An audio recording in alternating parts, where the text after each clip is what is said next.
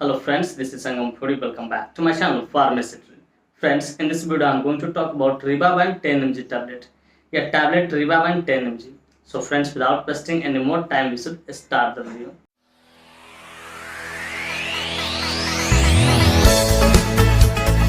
Friends, ये video सिर्फ जानकारी के उद्देश्य से बना है। इस वीडियो को देखने के बाद कोई भी मेडिसिन आप खुद से इस्तेमाल न करें, कतई सेल्फ मेडिकेशन ना करें। Friends, actually I don't support self medication at all. So before taking और using any medicine you must consult your doctor. कोई भी दवा लेने से पहले या इस्तेमाल करने से पहले आप अपने डॉक्टर से एक बार जरूर कंसल्ट करें। तो फ्रेंड्स, चलिए वीडियो की शुरुआत करते हैं। फ्रेंड्स, आज का टॉपिक है ribavirin 10 mg tablet. Friends, ribavirin 10 mg tablet एक बहुत ही शानदार, बहुत ही प्रचलित प्रिस्क्रिप्शन मेडिसिन है जिसका इस्तेमाल ब्लड को थिन करने के लिए किया जाता है। कि ब्लड अगर मोटा हो गया तो उसको पतला करने के लिए, मतलब ब्लड थिनर के तौर पे इसका इस्तेमाल किया जाता है। फ्रेंड्स, थोड़ा देर पहले मैंने क्या बोला है, ये क्या है, प्रिस्क्रिप्शन मेडिसिन। चलिए जरा इसे क्लियर करता हूँ। डियर व्यूअर्स, प्रिस्क्रिप्शन मेडिसिन कहने का अर्थ होता है कोई भी वैसा मेडिसिन जिसे परचेज करने के लिए, खरीदने के लिए हमें डॉक्टर की प्रिस्क्रिप्शन की जरूरत हो, उसे हम लोग प्रिस्क्रिप्शन मेडिसिन बोलते हैं। फ्रेंड्स, यह मेडिसिन एंटीकोगुलेंट कैटेगरी से बिलोंग करता है। अब जाहिर सी बात, हमने इस टर्म का इस्तेमाल किया तो मेरे व्यूअर जानना चाहेंगे, पूछना चाहेंगे sir what is the exact meaning of anticoagulant.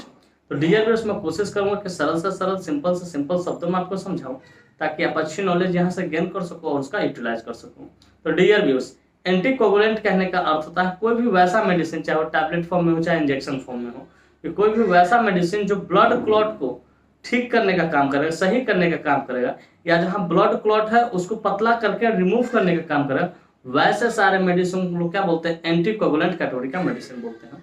Dear viewers, मैं उम्मीद करता हूँ कि ये बातें आपको अच्छे से समझ में आ गई। फ्रेंड्स, चलिए अब बात करना चाहें कौन सी कंपनी इसको मैन्युफैक्चर करती है, क्या इसके मॉलिक्यूल्स पाए जाते हैं, क्या इसके यूसेज होते हैं, क्या इसके कंट्राइंडिकेशन होते हैं, क्या इसके साइड इफेक्ट होते हैं, क्या इसके मोड ऑफ एक्शन होते हैं, क्या इसके डोज होते हैं। इन सारी बातों को हम लोग समझेंगे इस वीडियो में बहुत डिटेल से। Friends, I will make you understand each and everything in a very simple way. Friends, मैं यहाँ पे ना हर एक चीज को बहुत शानदार तरीके से और बहुत सस्ता तरीके से आपको समझाऊंगा। तो friends, first of all I would like to talk about which company manufactures it. तो फ्रेंड्स, चलिए सबसे पहले हम लोग ये जान लेते हैं कि कौन सी कंपनी होती है जो इस मेडिसिन को मैन्युफैक्चर करती है। तो फ्रेंड्स, इस मेडिसिन को लुपिन फार्मास्यूटिकल इंडस्ट्री द्वारा मैन्युफैक्चर किया था, जो कि अपने आप में काफी हाईली रेपुटेड फार्मास्यूटिकल इंडस्ट्री है। Friends, this medicine is basically manufactured by Lupin pharmaceutical industry. Friends, इसका जो पैकेजिंग होता है, दो तरह की पैकेजिंग, 10 टैबलेट की पैकेजिंग होती है, 14 टैबलेट की पैकेजिंग, दोनों पैकेजिंग आती है यहाँ पे। बेसिकली जो मैं यहाँ बात कर रहा हूँ 10 टैबलेट वाली पैकेजिंग के बारे में बात करूँ। फ्रेंड्स, इसका एक स्ट्रिप के अंदर 10 टैबलेट्स आते हैं, जिसके मार्केट में लगभग 50 से लेकर 60 रुपए के आसपास होती है और उतने में अवेलेबल हो जाती है। फ्रेंड्स, मैं यहाँ पे एस्टिमेटेड प्राइस बता रहा हूँ, एग्जैक्ट नहीं बता रहा हूँ, वो अपना खुद देख लेना। प्राइस हमेशा टाइम टू टाइम क्या होता है, वेरी होता रहता है, बदलते रहता है। तो डियर व्यूअर्स, मैं उम्मीद करता हूँ कि ये बातें आपको अच्छे से समझ में आ गया कि कौन सी कंपनी इसको मैन्युफैक्चर करती है और इसके एक स्ट्रिप में कितने टैबलेट्स आते हैं और क्या इसका एस्टिमेटेड प्राइस होता है। फिर चलिए नेक्स्ट हम बात करना चाहेंगे इसके मॉलिक्यूल्स के बारे में, कि which molecule is basically found in this medicine. कि बेसिकली जो रिबाविरिन आप देखते हैं, ठीक है, रिबाविरिन 10 mg, इसके अंदर कौन सा मॉलिक्यूल्स पाता है। तो फ्रेंड्स, बेसिकली इसके अंदर सिंगल मॉलिक्यूल रोबारोक्साबेन 10 मिलीग्राम पाता है, रोबारोक्साबेन 10 मिलीग्राम पाता है, जिसका इस्तेमाल, ठीक है, ब्लड क्लॉट को ठीक करने के लिए किया जाता है। फ्रेंड्स, मैं उम्मीद करता हूँ ये बातें भी आपको बढ़िया से समझ में आ गया। इसके अंदर कौन सा मॉलिक्यूल, सिंगल मॉलिक्यूल रोबारोक्साबेन 10 मिलीग्राम पाया जाता है। फ्रेंड्स, चलिए अब बात करना चाहेंगे इसके यूसेज के बारे में, कहाँ कहाँ इसका इस्तेमाल करते हैं, डॉक्टर कब इसको प्रिस्क्राइब करते हैं, किन किन डेज में सपोर्टिव ट्रीटमेंट पे इसका इस्तेमाल लिया जा सकता है। Friends, let us talk about the usage of this medicine. इस मेडिसिन के यूसेज समझते हैं कहाँ कहाँ इसका इस्तेमाल किया जाता है।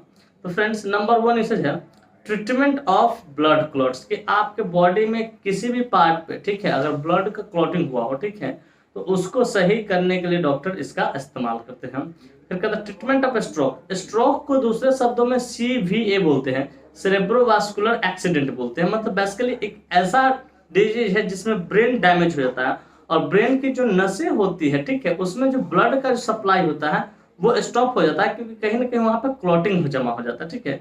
तो उसको स्ट्रोक को ठीक करने के लिए भी डॉक्टर इसका इस्तेमाल करते हैं।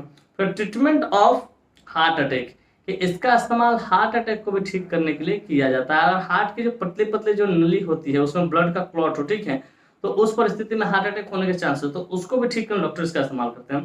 फिर ट्रीटमेंट ऑफ आर्टियल फाइब्रिलेशन भी हार्ट से रिलेटेड एक डिजीज है। बेसिकली उसमें भी वही होता है कि हार्ट की जो पतली पतली नसें होती है, ठीक है, उसमें क्या होता है, ब्लड का क्लॉटिंग हो जाता है, जिसके कारण ब्लड का प्रॉपर सप्लाई हार्ट में नहीं हो पाता है तो आर्टरियल फाइब्रिलेशन होता है। आप ECG का रिपोर्ट देखें तो जनरली ये चीज आपको देखने को मिलती है, आर्टरियल फाइब्रिलेशन देखने को मिल जाएगा बहुत सारे रिपोर्ट्स में। तो आर्टरियल फाइब्रिलेशन को भी ठीक करने डॉक्टर इसका इस्तेमाल करते हैं। फिर कहते हैं treatment of deep vein thrombosis. Deep vein thrombosis भी एक तरह का डिजीज होता है जिसमें बेसिकली जो पैर की जो नसें होती है उसमें जो वेन होता है उसमें ब्लड का जमा मोटा हो जाना, जिसके कारण आपको ब्लड नसें है बहुत मोटा मोटा दिखाई देगी, वेन जो है बहुत मोटा मोटा दिखाई देगा, जैसा कि आपको पिक्चर में देखने को मिल रहा है। ठीक है, इसको वेरिकोज वेन भी लोग बोलते हैं। तो डीप वेन थ्रोम्बोसिस को भी ठीक करने डॉक्टर इसका इस्तेमाल करते हैं। फिर treatment of pulmonary embolism. Pulmonary embolism एक तरह का लाइफ थ्रेटनिंग डिजीज होता है जो कि लंग से रिलेटेड होता है, फेफड़ा से रिलेटेड होता है, उसको भी ठीक करने डॉक्टर इसका इस्तेमाल करते हैं। फिर कहते हैं आफ्टर नी और हिप रिप्लेसमेंट सर्जरी, कि अगर किसी व्यक्ति का मेल हो या फीमेल हो डजेंट मैटर, अगर उसके हिप का रिप्लेसमेंट हुआ हो, ठीक है, या तो घुटने का रिप्लेसमेंट हुआ हो, तो उसके बाद ब्लड का क्लॉटिंग ना हो, ठीक है, क्योंकि उसके बाद ब्लड की क्लॉटिंग होने के चांसेस ज्यादा होते हैं, तो उसको ठीक करने के लिए डॉक्टर इसका इस्तेमाल करते हैं। तो फ्रेंड्स बेसिकली इतने सारे जगहों पे डॉक्टर इसका इस्तेमाल करते हैं।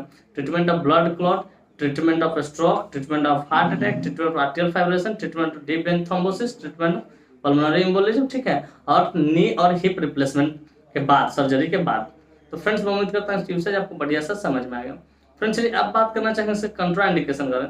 Friends without knowing contraindication we should never ever administer any drug any medicine to anyone. बिना कंट्राइंडिकेशन जाने कभी भी किसी को भी कोई भी मेडिसिन हो आपको एडमिनिस्टर नहीं करना है, इसका परिणाम घातक हो सकता है।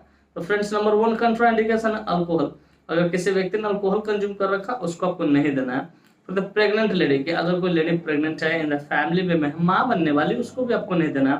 फिर द ब्रेस्ट फीडिंग मदर, कि अगर कोई स्त्री अपने बच्चों को दूध पिलाती है, स्तनपान कराती है, तो उसको उस स्त्री को भी आपको नहीं देना है। फिर द लीवर डिजीज और किडनी डिजीज, अगर कोई व्यक्ति लीवर डिजीज और किडनी डिजीज से सफर कर रहा तो उस व्यक्ति को भी आपको नहीं देना है। तो फ्रेंड्स ये कुछ इसका कंट्राइंडिकेशन का हिस्ट्री, इस तरह कोई भी कंट्राइंडिकेशन देखे आप उस पेशेंट को नहीं देना है। तो फ्रेंड्स मैं उम्मीद करता हूँ कंट्राइंडिकेशन आपको बढ़िया से समझ में आ गया। फिर चलिए अब बात करना चाहेंगे मोड ऑफ एक्शन के बारे में। तो डियर व्यूअर्स मैं कोशिश करूंगा मोड ऑफ एक्शन एकदम सिंपल शब्दों में आपको समझा दूं कि इसका आखिर ये काम कैसे करता है। तो dear viewers mode of action बड़ा सिंपल होता है।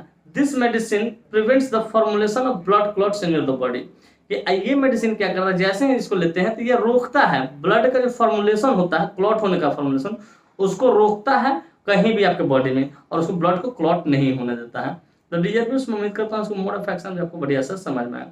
फिर चलिए अब बात करना चाहेंगे साइड इफेक्ट्स के बारे में। फ्रेंड्स जितने भी एलोपैथिक मेडिसिन होते हैं उसका कुछ ना कुछ तो साइड इफेक्ट देखने को मिलता ही, ठीक उसी प्रकार इसका भी कुछ साइड इफेक्ट जो कि इस प्रकार है। नंबर 1 है ब्लीडिंग, आपको ब्लीडिंग हो सकता है कहीं से भी, ठीक है। और दूसरा है नोज ब्लीडिंग। अगर नोज ब्लीडिंग है तो समझिए सीरियस साइड इफेक्ट है, तुरंत आपको डॉक्टर को कंसल्ट करना होगा, मिलना होगा कि सर मुझे इस तरह की परेशानी होती है, उससे इसके जगह पर दूसरा मेडिसिन को प्रिस्क्राइब करें। तो फ्रेंड्स मैं उम्मीद करता हूँ इसका साइड इफेक्ट भी आपको बढ़िया से समझ में आएगा। फ्रेंड्स चलिए अब बात करना चाहेंगे डोज के बारे में। फ्रेंड्स डोज हमेशा डिपेंड करता है एज पे, बॉडी वेट पे, सिविरिटी पे, जेंडर पे, इन सारी चीजों पर डोज डिपेंड करता है। लेकिन यहाँ जो मैं डोज बताने जा रहा हूँ एडल्ट के लिए बताने, जिनकी उम्र 18+ है, 20+ उनको 1 into OD या BD ले सकते हैं। ये सिविरिटी के ऊपर डिपेंड करता है, खाना खाने के बाद भी ले सकते हैं। तो फ्रेंड्स मैं उम्मीद करता हूँ इसका डोज भी आपको बढ़िया से समझ में आ गया। फ्रेंड्स मैं उम्मीद करता हूँ ये बातें स्पष्ट तरीके से आपको समझ में आ गया कि रिवाबैन, ठीक है, 10 mg टैबलेट क्या होता है, कौन सी कंपनी इसको मैन्युफैक्चर करती है, क्या इसमें मोलेक्यूल्स पाए जाते हैं, क्या इसके यूसेज होते हैं, क्या इसके कंट्राइंडिकेशन होता है, क्या इसका मोड ऑफ एक्शन होता है, क्या इसके साइड इफेक्ट होता है, क्या इसके डोज होते हैं। और साथ ही साथ मैं ये भी उम्मीद करता हूँ कि मेरी यह वीडियो काफ़ी इन्फॉर्मेटिव, काफ़ी इंटरेस्टिंग, काफ़ी ज़बरदस्त लगी होगी और मेरे इस वीडियो से ना आप लोग बहुत कुछ सीखने को मिलेगा। फ्रेंड्स वाकई में मेरी वीडियो इन्फॉर्मेटिव इंटरेस्टिंग लगी हो। Friends if you find this video informative interesting, hit the like button, subscribe my channel and don't forget to share it with your medical friends and common friends. Thank you for watching this video. Bye bye, take care, फिर मिलते हैं next video में। तब तक स्वस्थ रहिए, मस्त रहिए, ख्याल रखिए अपना और अपने परिवार का। थैंक यू, धन्यवाद।